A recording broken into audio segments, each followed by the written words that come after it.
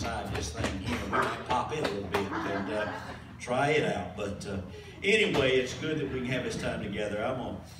I really need to be still this morning. Those of you here last Wednesday night, I've got heat just absorbing on me right now. It's coming out of these vents up that thing right there. I like for it to blow cold there, but when it blows hot, it really messes with me bad.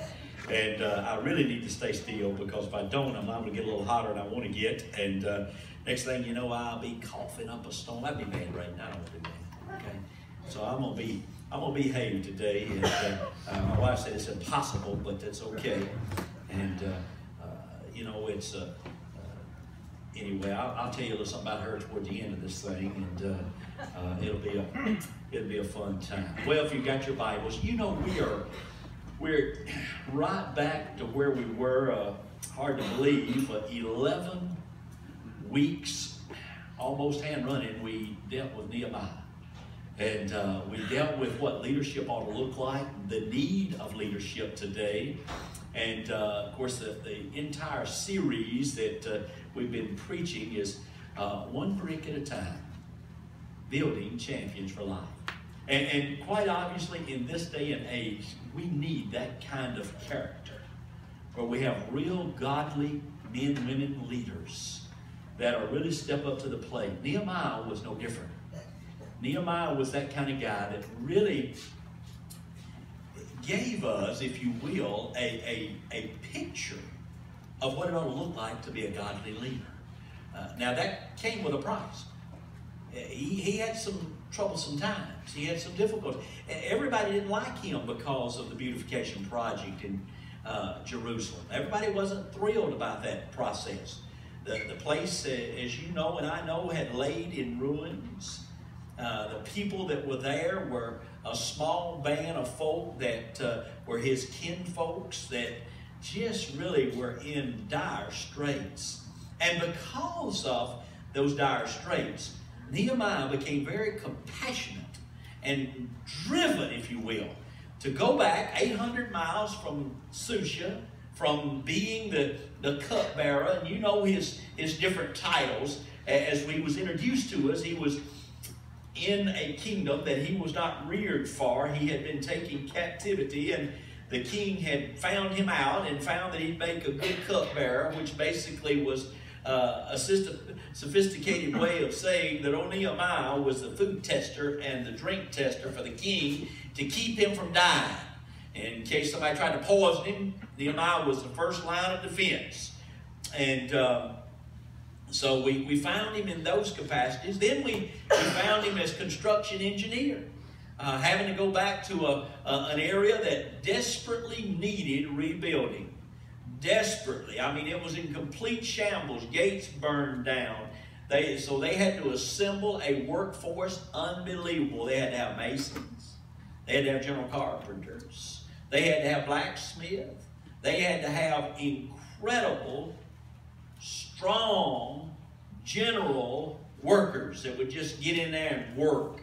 They were toting rock and stone and trying to build gates that were necessary to fortify the city. I mean, this place, he is now the construction engineer.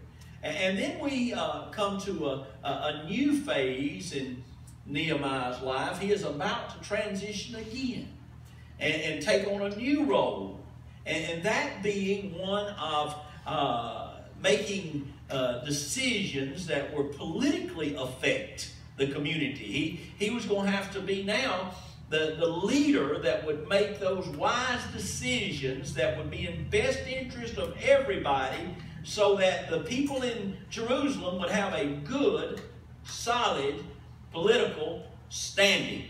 And of course, Nehemiah, in any of these roles, quite obviously, he wasn't the first. He didn't think that he was worthy of any of them. He really didn't.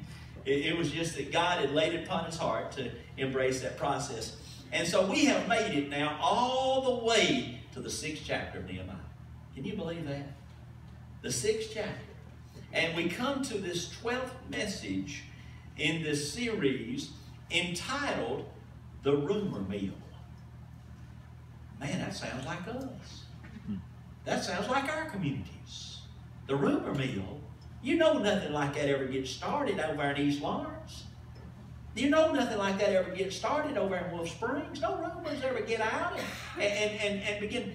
None of that ever happens down in Speed. You know, now Moulton's a different town. That's you know, it's just kind of here in this area. You know, Hatton, you know, we're good over here. Loosier, no, no. Shaver Holler, no rumor mills. Well, the truth of the matter is that every community, no matter shape, size, or fashion, every community eventually will face the rumor mill. And you know and I know that the old rumor mill can be just devastating. I grew up in the day and age when my mama gave me, she had a lot of neat little sayings. One that I remember as a kid growing up that I have discovered as an adult that really was just a flat lie. And here's that saying, and you've heard this saying: sticks and stones may break your bones, but words will never hurt you. Do you know how much a lie that is? Words hurt. What folks say about folks, man, can be devastating. And most of the time, the words that hurt the most are by the ones that you care the most about. And we'll fly off a handle and say something. I know that Marquita and Jennifer's never had a crossword. They've never said nothing about or to each other that's ever hurt each other's feelings. And if they would admit that, it wouldn't be the truth. And I know that the Pierces and, man, the Blankenships, they've been married all these years. They've never had crosswords. They've never just, oh no. David and Sarah just lived a perfect, never had a crossword. That's not true. Those things happen to us, don't they? And those words hurt. And we find our hearts aching and in pitiful conditions when words are used. Rumors will destroy a whole community. It'll rip a family apart. It'll tear a friendship up. Rumors will destroy a good working environment. And what we find in this 6th chapter, the first 9 verses of Nehemiah, is that they're about to have a ribbon cutting. The walls are finished. Now, the gates haven't been put up yet. They're not there yet. They're not ready to do the ribbon cut, but they're close. And you ought to think that everybody ought to be ecstatic. I mean, can you believe? I mean, they've even planted some new encore azaleas. They have worked through and got the pampas grass just so. All of the variegated monkey grass is planted around. I mean, this place is beautiful. Everybody ought to be ecstatic. They ought to be throwing a party for Nehemiah. They ought to just be having a big time. Not unlike what happens around our places. I mean, church houses get built and more folks ought to just throw a party. The reality of that is there'll be somebody upset. They won't like something that's been done or how something is being done. And the next thing you know, something will be said. And then somebody will hear something that's said. You know what happens with that? And then they'll embellish it just a smidgen. You know, we got to do that. We have to stretch it a little bit. I mean, just the plain old simple truth generally isn't really good, juicy communication. You got to stretch that stuff out a little bit and make it so that, you know what, it becomes a rumor. And the next thing you know, somebody's feelings has gotten hurt. And after those feelings get hurt, the next thing you know is that internally there becomes disarray. Well, Nehemiah, as a good leader, gives us some incredible strength here. And you know, verses 1 through 9 kind of lingers on that. And I want to read those and then mention a couple of things. And then we're going to log in on this thing pretty closely. Here's what the Bible says. Now it came to pass, when Nehemiah's closest friends, Sanballat, Tobiah, and Geshem, no, just know that right out the gate, they're not his closest friends. Matter of fact, they're his arch enemies. The Arabian and the rest of our enemies, you see what it said? Not only do we have old Geshem and Sanballat and Tobiah, but we got the rest of our enemies. Now, we know that there was a flock of them, okay? Heard that I had builded the wall and that there was no breach left therein. Though at that time I had not set up the doors upon the gate. So you see what's happening. Not ribbon cutting yet. We close. Walls have been built. Beautification projects going on. I'm sure some homes have been erected. But notice what happened in verse 2. That Sanballat and Geshem sent for me. They sent for Nehemiah, saying, come, let us meet together in some one of the villages in the plain of Ono. But they thought to do me mischief. Need to hang out right there. Underline that. Notice what happened. They thought to do me mischief. Now Nehemiah has been leading a construction project that's unbelievable. And oh, by the way, you would just marvel at how many, you're thinking this is months and months and months, maybe years of construction. 54 days, start to finish. You see how God works. When God gets in something, no matter how big the task, no matter how monumental the prospects, when God gets in it, good stuff starts to happen. So we find this deal going on, and they start to do mischief in verse 3. And I sent messengers unto them, saying, I am doing a great work, so that I cannot come down. Why should the work cease whilst I leave it and come down to you? And then verse 4, yet they sent unto me 4 times after this sort, and I answered them after the same manner. Then sent Sanballat his servant unto me in like manner the 5th time with an open letter in hand, where it was written, it is reported among the heathen. And Geshem saith it. In other words, Geshem's fixing to spread the rumor. Here's the rumor. Here's where it starts. Geshem said it, that thou and the Jews think to rebel. Notice what he's saying. Y'all going to just rebel. We know what's going to happen. You're going to try to go against everybody else. You're going to rebel. For which cause thou buildest the wall, that thou mayest be their king. Nehemiah had no desire to be their king. But that's what they're saying, according to these words. Verse 7, and thou hast also appointed prophets to preach of thee in Jerusalem, saying, there is a king in Judah, and now shall it be reported to the king according to these words. Come now therefore, and let us take counsel together. Then I sent unto him, saying, there are no such things done as thou sayest. In other words, all this is rumor. But thou findest them out of thine own heart. For they all made us afraid, saying, their hands shall be weakened from their work, or the work, that it be not done. Now therefore, O God, strengthen my hands. Ray, I need you to pray for us. Just pray and ask God to really prepare our hearts to launch into 2018 with a mind to have the strength of God strengthening our hands. Most gracious Heavenly Father, Lord, we thank you for this day. We thank you for another opportunity to gather here in your house, Lord, and worship you and sing praises to your name, Lord. As we stand here, Lord, on the bridge of 2018, Lord, we pray for this. Bless the bridge. Yes, Lord. Bless our community. Bless each person here at the bridge, each family represented. Help us to be mindful that, Lord, we can do nothing without you, but through you all things are possible. Help us, Lord, be bold and courageous and take your word to this community and help lead others to Christ. Be with us throughout 2018. Help us, we as the body, as the bridge, grow and stretch forth out our hands, Lord, and get bigger. Help us to always seek your face, Lord, and always trust in you, Lord. Pray just be with us through the remainder of this service. Pray, Lord, that everything said and done here today will be done according to thy will, and that please be thy sight. Christ, we pray. Amen.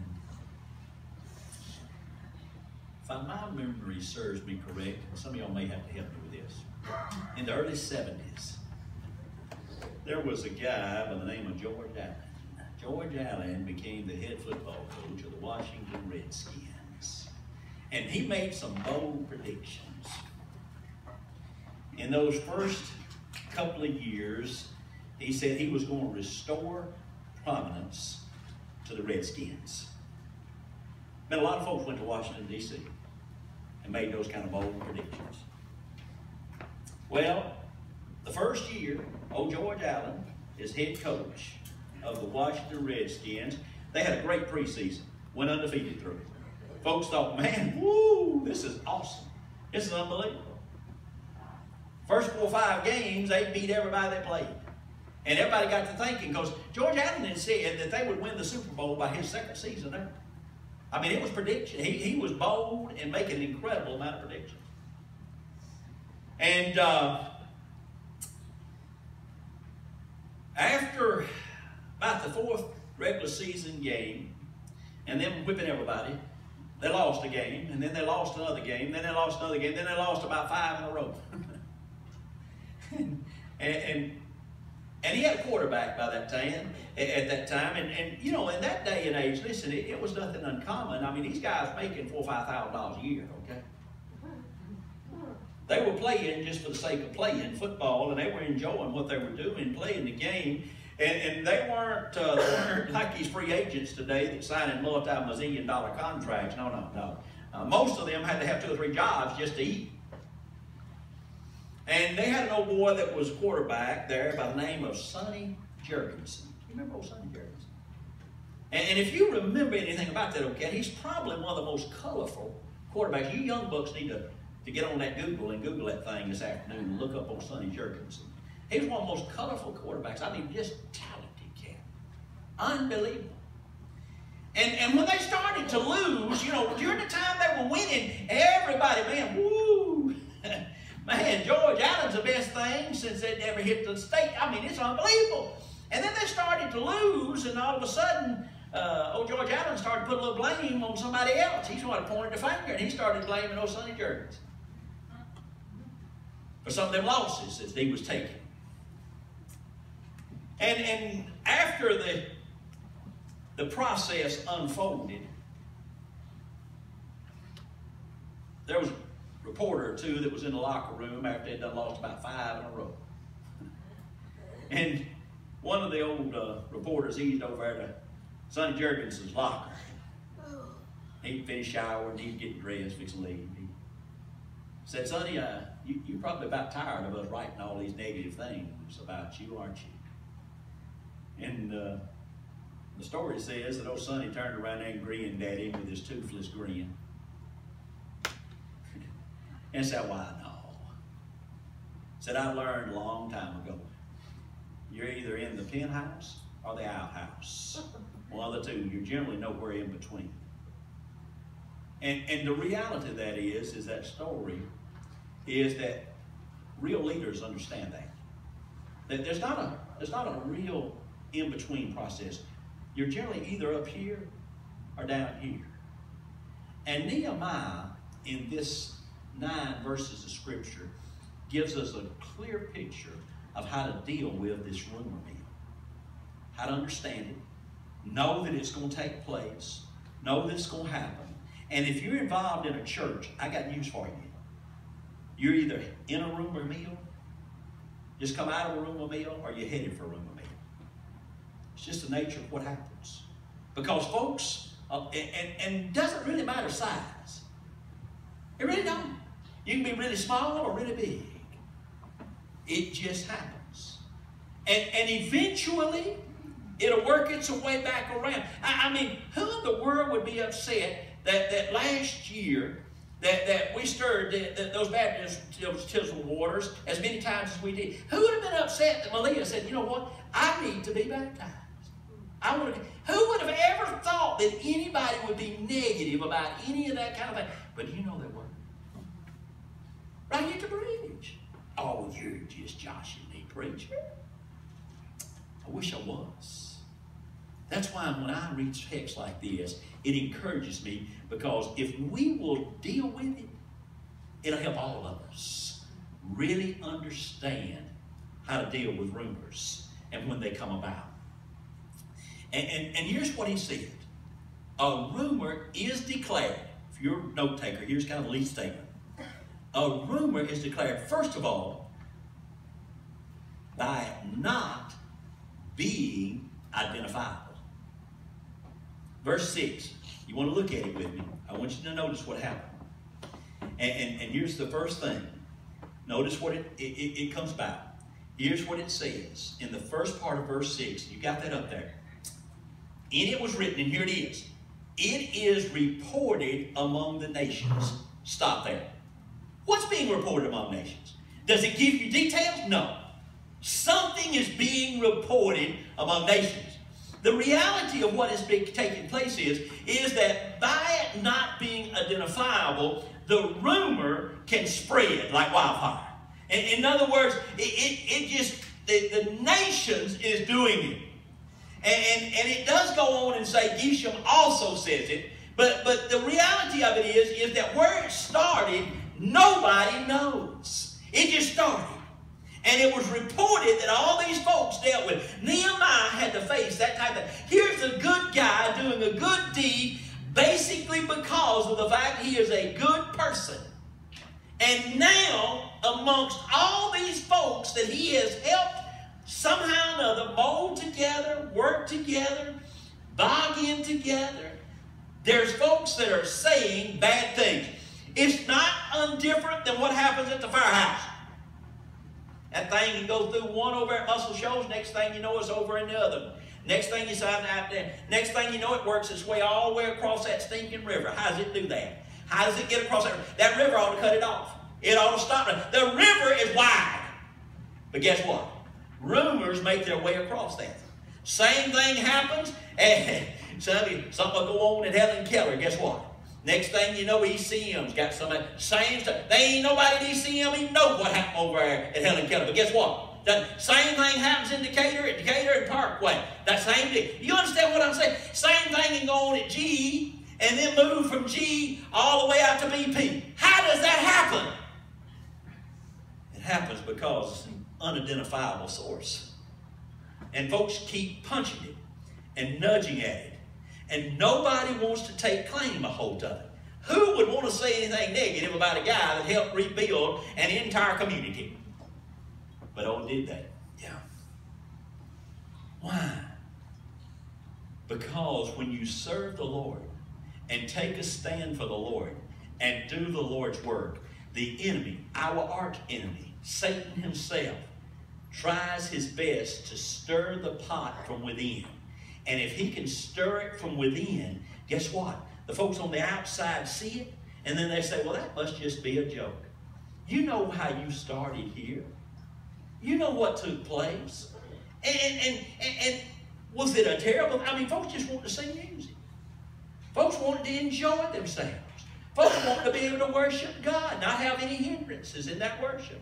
Folks wanted to get along with everybody from all sides of what. But all of a sudden, that thing moved from wanting to get along to the next thing you know, boom.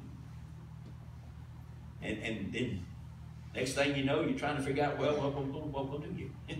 We're going to meet over here at these folks' house. We're going to meet this. Next thing, we're going to take the doors down so we can get over in that hole. And then it was amazing. I had no ties. None. And preachers in this community, I pastored a little church over in the middle of the sticks. And Molly didn't know where I was at. And we hear about this bridge thing. That's a couple of us going to go to the thing. What in the world is a bridge? I think that's what goes over at Tennessee River. I don't know what that is. And then next thing I know, there's a preacher too. Say, man, I'm going to tell you, they ain't going to get this association. I ain't going to hurt my feelings. I don't care. Be all right with me. No, I ain't going to do it. Not as long as I'm pastoring in the association. Not a single one of them cats is still pastoring here. How about that now? Do you understand that that's what rumors do? And they become unidentifiable. Nobody knows where it starts, what it looks like. It just starts up. And boom, it takes off. I want you to know this about this thing.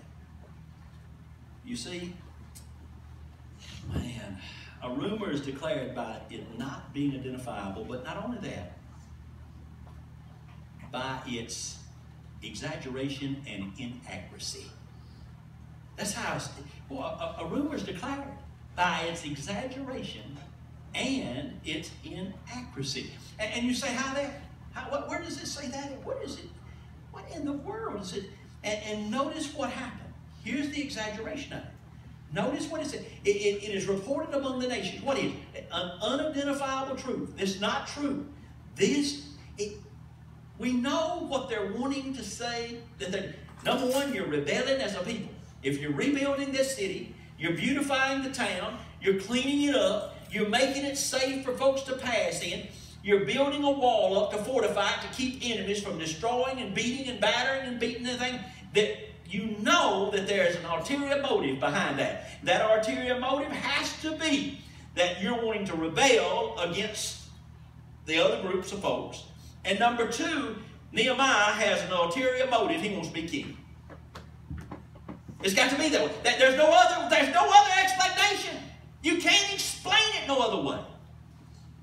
Well, here's what we find. So it's reported among the nation. And then notice the second thing. And Geshem also says it. Well, you know it's got to be true if old Geshem said it. I mean, Geshem is an outstanding socialite. I mean, he is the head potentate of the Civitan. He is over the Lions Club. You know that it's got to be perfect. You know that, he has been in Kiwanis for 40 years. It's got to be perfect. I want you to understand what happens in our communities. Folks find themselves relegated into leadership positions. Just like Geshem. Where did Geshem come from? What in the world? Who is Geshem? He's a spreader of rumors.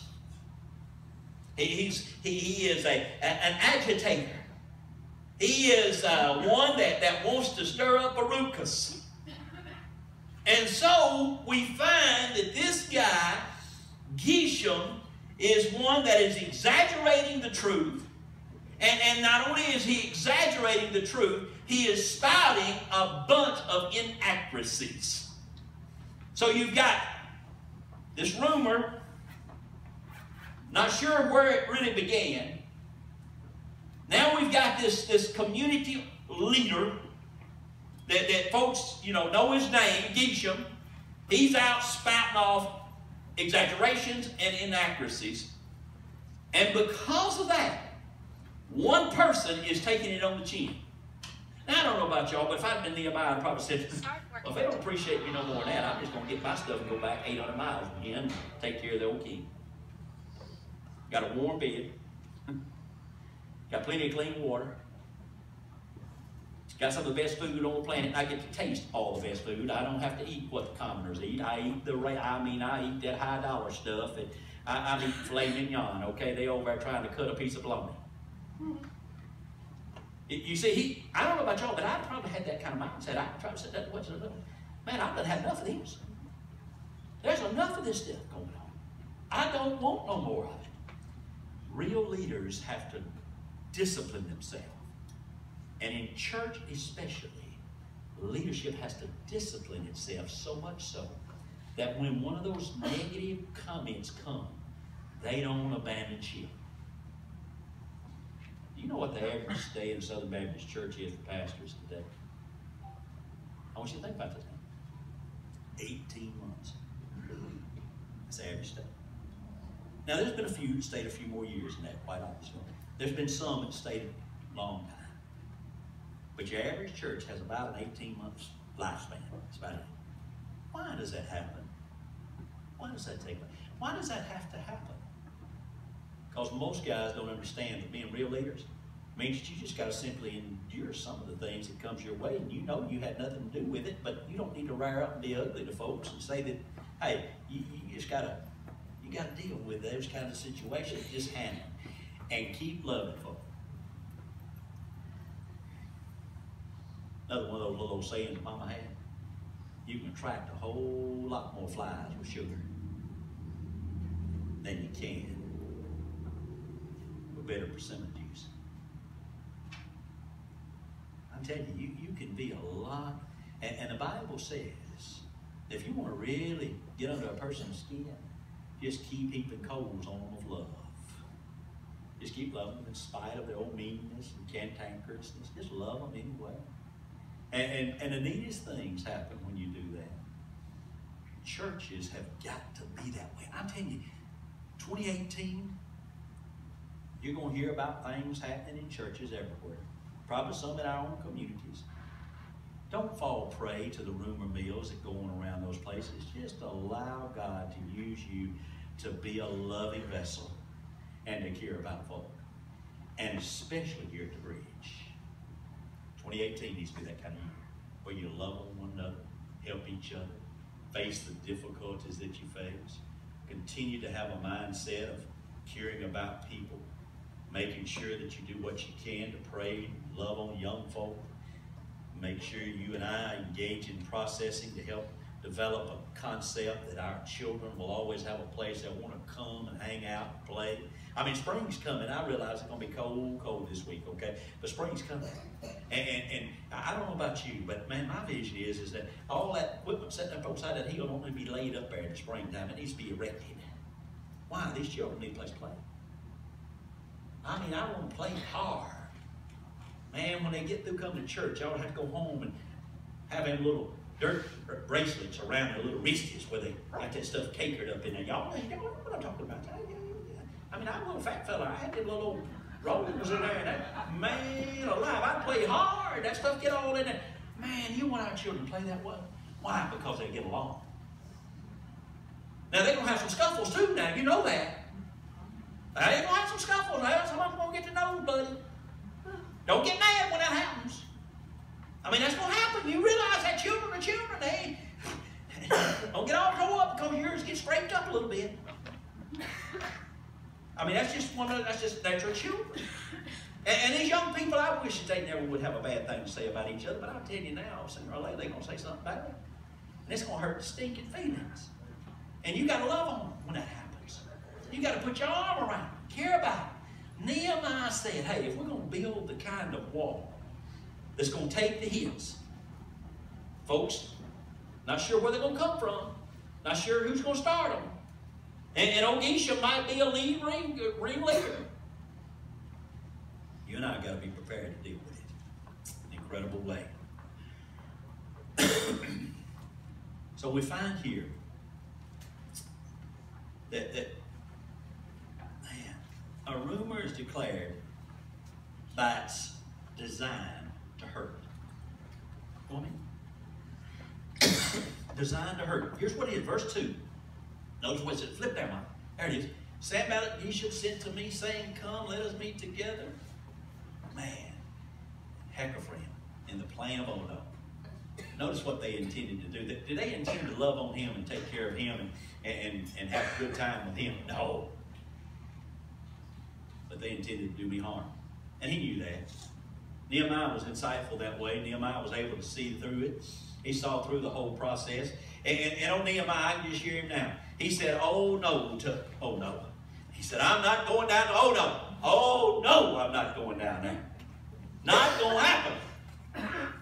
Why? Because he knew that there was nothing that these folks had to say to him that was positive. And by the way, you notice what they did? They didn't say, hey, man, if you can get a break on building that wall, we're going to show up day after tomorrow and we're going to bring a picnic lunch and we're going to sit down right there next to that wall and eat with you. You notice what they invited him to do? Come on out here. Get away from that place. Move away from that place. And the story has it's about 20 miles from that place. And so he's, no, this isn't a good deal. Do you realize that's what rumors do? Is that they seek to harm us and to do bad things that are there. And man, verse 9, it says this. Flip down to verse 9 right quick, Mike. You got that? There it is. For they all wanted to what? Frighten us. Notice what it said. That's what happened. And frighten us so that the word would stop. That was what was that. That was this rumor declared. And the rumor mill does that. And yet leaders have to withstand it. Have to take the reality of knowing how to deal with it and understand it. Not only there's a rumor declared by its design to hurt, but by its inaccurate information. And the inaccurate information was, in verse 6, is that they said that Nehemiah wanted to be king. And the reality of that is if you were to back up, you can find his whole intent. You can see the heart of this man. Nehemiah chapter 1, verse 4. Here's his heart. Look at it with me. As soon as I heard these words, I sat down and wept and mourned for days and continued fasting and praying before the God of heaven. You see the heart of Nehemiah? Why in the world would anybody with that kind of heart have a desire to be the king? That's not his desire. But he's about to be appointed that because they've got to have the leadership. They've got to have that person in place that'll help them deal with all the things they're going to deal with as individuals. As churches go, listen, you've heard this story. My wife and I came, and we was meeting up at the Red Barn. It rained up there and said, we ain't going to this place. They've got coffee cans sitting all over the floor. They catch your water by like, well, why in the world do we want to fool with a bunch of folks that got coffee cans sitting out all over the floor, water running in that thing, just like the Tennessee River done busted the dam and the spillway pouring out? No! Actually, they said, man, how are we going to worship there, man? Man, they tearing drums up, beating horns, and they blowing instruments, and they playing guitars, and they just doing all kinds. How in the world are we going to worship in a place like, we ain't going there? No!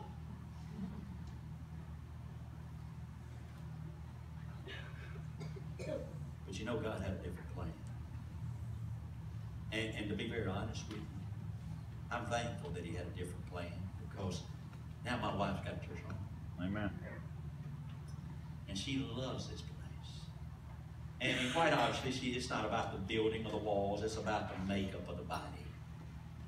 And I'm so thankful that that can transpire. So thankful that that can happen. That we can have a place like that. And you see, folks that ask me all the time, man, are you going to go to the bridge and pastor that bunch of folks? And you know, the people over at Moulton, they were just told up about all that disturbed. I mean, son, they was just all in a heathen, carried on. And I said, you know, to be very honest with you, it's one of those things that really isn't left up to me. It's about my sensitivity to where the Lord wants me. And guess what? If he wants me there, he'll work out the details. And oh, did he, in a beautiful way. Gave me and one of my best friends on the planet a great year together. And you know, I wish that Brother Bob hadn't went through all that he went through. I do. I wish if I could back up and fix his old conditions and all the things that he fought through, I'd have fixed. That wasn't left up to me. But boy, it gave me a wonderful year just to be loved by him and him love me. And you know, we still, and I don't know if you know Bob as well as you think you do, but Bob's not, he doesn't have a lot of words to say sometimes. And for Christmas, he sent me a Christmas card on my phone. And he simply said, Merry Christmas, Bob. I thought, that's him. That's him. And then I sent him one back, and he wanted to elaborate. He said, you wrote too much. I said, no, that's wonderful to see how God does that. And God's got bigger things in store for us in 2018. Now, that doesn't mean that we're not going to take some hits. That doesn't mean that we're not going to have to deal with some issues. It does not mean that everybody is going to always be happy. Doesn't mean that. But I'm telling you this, it means that he's got a big plan for us. Just as he had for this group of folks in what he did. I love this. And here's the last thing. A rumor is declared. Here's the biggest way that it's always declared. It's always declared this way. By opening mouth and inserting foot. Always. It's always done that way. Verse number 8, here's what he said. Look at verse 8. Latter part of this, it said, no such thing as you say has been done. Here it is. For you are inventing them out of your own mind. You're inventing these whole things out of your own mind. And that's what rumors are. It's when we invent those things in our own mind. Boy, we open our mouth and insert foot. And you and I have known folk and will bump into folk that have that as a major problem. You can have accomplished incredible things, but they've always accomplished one more thing than you have. And you'll find them. I promise you, all you got to do, it won't take you long to look around. And they've always got the right answer to every problem. And it doesn't matter what kind of, you could be the greatest engineer on the planet, but boy, they've got one more little inkling about how to do something. And you know, there's some smart people out there, but the reality of it is that rumors always are started by folks that have the tendency to open that mouth and insert foot. You know what really settles a rumor, what really puts it to shame, is kind of what Paul said to the folks at Philippi. He said this in Philippians, flip there, Michael, you guys have it? Yeah. For it is God who works in you, both to will and to work for his good pleasure. Notice what he said, do all things. How? How we do it? How we do all things, how we do it? Oh my, without grumbling or disputing, that you may be blameless and innocent children of God, without blemish, in the midst of a crooked and twisted generation, among whom you shine as lights in the world. You see, that's how you settle a rumor. Just don't involve yourself in it. Nehemiah gives us a picture of what this thing is. He had to deal with it. You and I, if we haven't, will deal with it. The beautiful thing is that if we respond like Paul told the folks at Philippi, the world will see God lifted up. That's what we ought to have. That's what you ought to have. Let's have 2018 with that kind of mindset. Let's go to work every day for the Lord, with a mindset. I'm not going to let a rumor destroy me, my family, my church family, and my community. I'm going to shine for the Lord every day. Father, thank you for this morning. Thank you for this time together. I thank you for the fact that we can hang out. And Lord, just a moment, we will have time of invitation and we'll take the Lord's Supper. And Lord, you know that you tell us in your word, if we've got unconfessed sin in our life, that, well, we should never take the Lord's Supper. So I just trust this morning that during this invitation, if there are things that we need to get corrected, maybe it is that we've been engaged in a process where we plugged into a rumor somehow or another. Maybe it is that we tried to hurt folks by saying things that weren't accurate. Today'd be a great day to clean that up. Father, there may be those here today that say, you know what, in 2018, I want to be a part of a church that has a mindset of learning how to flesh out this Christian life and walk in it every day and live my life in such a way that others might see Christ in me. Lord, this would be a great place for them to plug in. And I pray that that might take place as well. Lord,